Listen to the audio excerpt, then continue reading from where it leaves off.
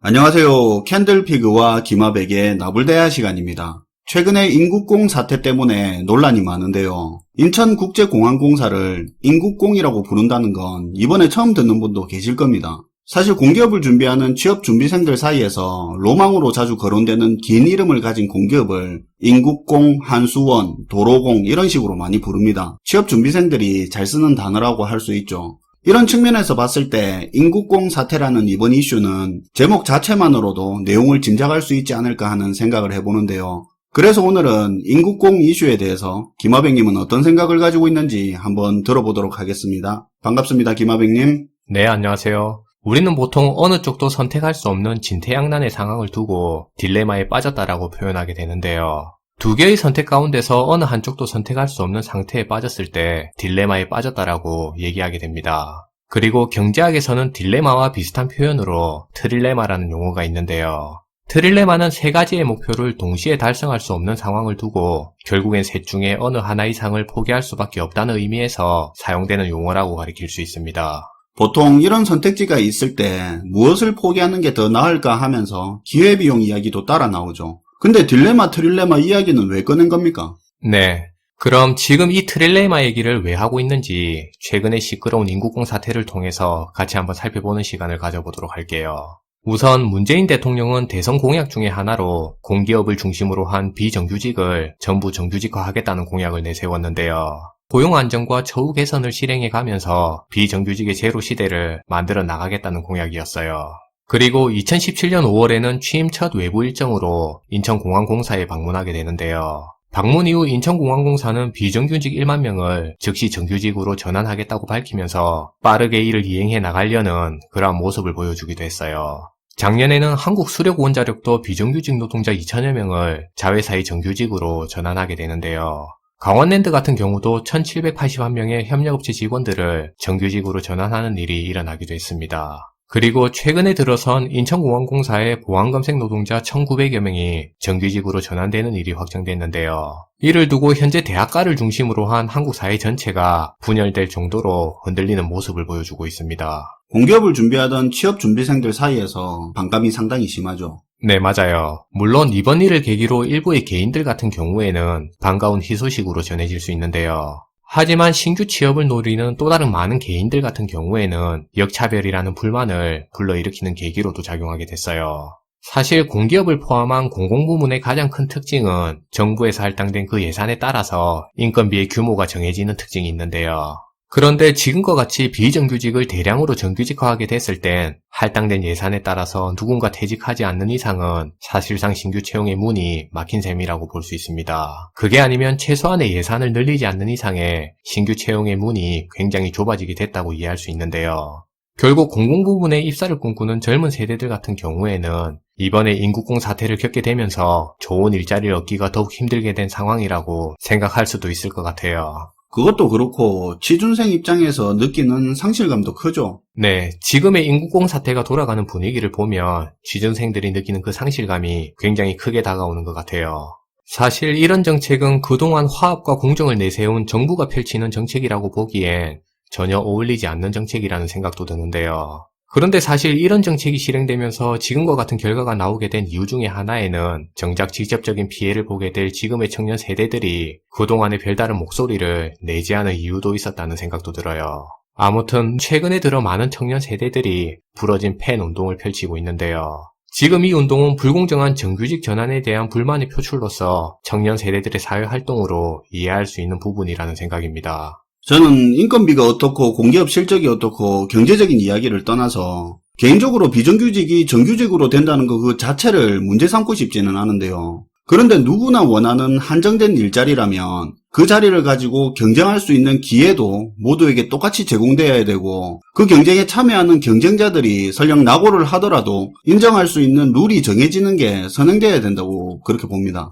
그렇죠. 사실 이번에 정규직으로 전환되는 보안검색 같은 직종은 취준생들이 준비하던 직종하고는 다른 게 사실인데요. 그런데 기존의 정규직 전환 대상 직종에 근무하던 사람들끼리도 이번에 전환되는 그 기준을 두고서 갈등하는 모습이 나타나고 있습니다. 이걸 보더라도 이번에 정규직 전환이 제대로 된 룰의 부재라는 측면에서 갈등의 계기가 됐다는 그런 생각도 들게 만들고 있어요. 사실 기본적으로 비정규직 문제는 비정규직을 없앤다고 해서 해결될 문제가 아니라는 생각인데요.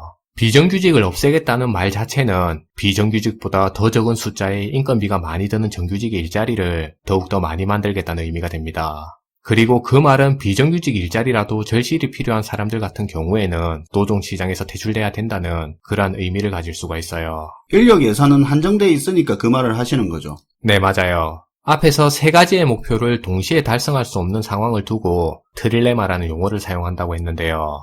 이번 정부는 일자리의 수를 늘리면서 기존의 정규직이 누리던 혜택도 보호하면서 비정규직을 정규직으로 전환하는 일을 동시에 진행하려는 움직임을 보이고 있습니다.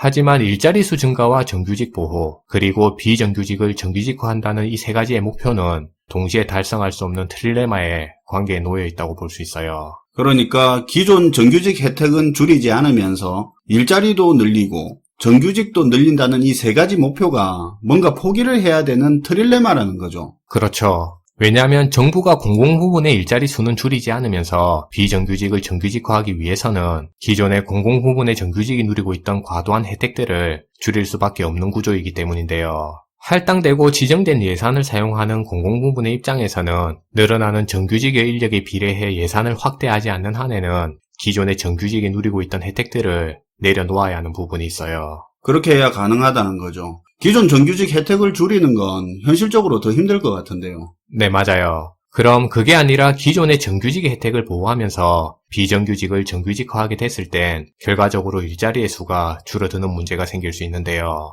지금 청년들이 부러진 팬 운동을 통해서 불만을 표출하는 부분도 기회의 박탈이라는 그 불평등에 더해서 바로 이 일자리가 줄어들 수 있는 문제들을 내재해서 지적하는 거라고 이해할 수 있어요.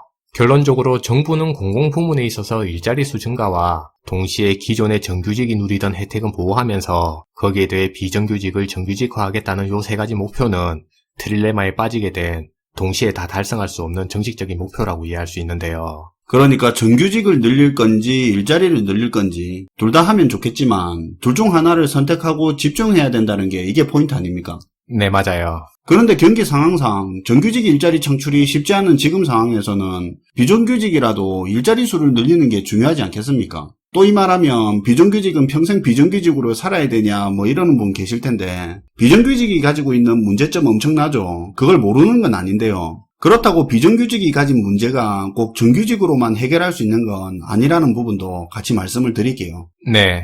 사실 우리 사회뿐만 아니라 전 세계의 어느 나라를 불문하더라도 비정규직은 필요한 일자리라고 볼 수 있는데요. 실제로 비정규직 일자리는 숙련도가 떨어지는 근로자들에게 있어서 노동시장의 진입을 가능하게 해주는 지렛대 역할을 한다고 볼 수 있습니다. 그렇죠. 문통 높은 정규직 일자리만 있다면 경력 쌓을 기회조차 주어지지 않는 건 사실이죠. 이미 많이 보이잖아요. 네. 그래서 우리 사회에서 비정규직의 일자리마저 사라지게 된다면 기존의 비숙련 근로자들이 노동시장에 진입할 수 있는 그 기회마저도 박탈하게 만들 수 있는데요. 그 말은 많은 비숙련 근로자들이 지금보다 더 열악한 생활 여건에 놓이게 만들어서 사회적인 불안감을 키울 수 있게 된다는 얘기가 됩니다. 마지막으로 개인적인 생각으론 일자리에 있어서 대부분의 많은 사람들이 권리와 소유권의 개념을 혼동해서 생각하시는 것 같은데요. 아, 맞죠. 어떻게 보면 이게 진짜 핵심일 수도 있겠네요. 네. 우리가 여기서 분명히 명심해야 될 부분은 고용보호가 노동자의 권리가 될 수는 있겠지만 일자리의 소유권을 보장하는 개념은 결코 아니라는 내용입니다. 현재 좋은 일자리를 가진 사람이라고 해서 마치 내 집에 대한 소유권을 가지듯이 그 일자리에 대한 소유권을 주장해서는 안 된다는 말인데요. 그런데 실제로는 많은 근로자들이 그들의 가진 권리와 소유권을 혼동하게 되면서 다른 사람들이 노동시장에 진입하는 문제에 대해서 방해하는 양상을 만들어내고 있습니다. 당연히 근로자를 위한 고용보호 같은 경우에는 근로자들을 위한 권리라고 이해할 수 있는데요. 그렇다고 이 권리가 평생 그 일자리에 대한 소유권을 인정하는 내용은 아니니까 그 부분은 반드시 구분해서 이해할 필요가 있다는 생각이에요.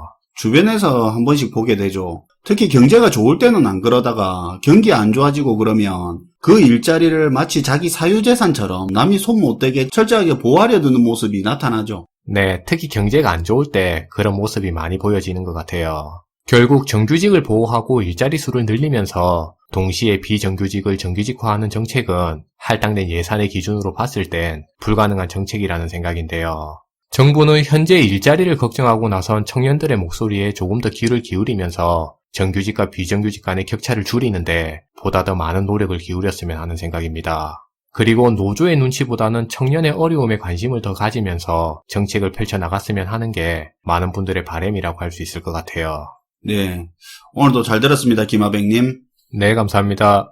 근로자는 보호받아야 되지만 일자리를 본인만 누리는 소유권이라고 생각하면 안 된다는 말이 개인적으로는 참 와닿는데요. 과거 영국에서 누구나 이용하던 공유지에 소유권을 주장하면서 울타리를 쳤던 인클로저 운동을 생각해보면 비슷하지 않나 생각을 해봅니다. 공유지에 울타리를 쳐버리고 그 안에서 양을 키우던 사람들은 더 부자가 됐지만 공유지에서 뗄감도 없고 열매를 수확하던 사람들은 다 쫓겨나서 이전보다 굉장히 궁핍한 삶을 살았죠.